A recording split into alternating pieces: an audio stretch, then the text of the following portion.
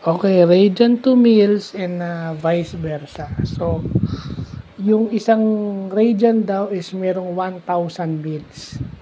So, isang radian 1,000 mils, 2 radians is 2,000 mils, 3 radians 3,000 mils, so on and so forth.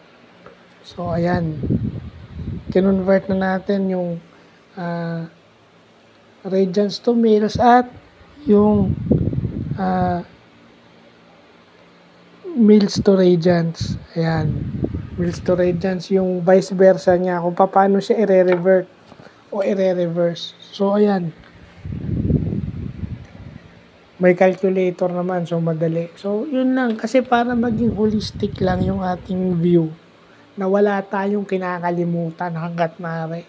Baga sinasabi nga ni Kobe, nung speech niya na wala siyang pinanghihinayangan. No stone left unturned. So, magandang philosophy yun. Kung may pag-aaralan ka, siguraduhin mo hanggat maaari wala kang nakakalimutan. So, lahat ng pwede, pag-aaralan mo. Yeah. So, yun lang po.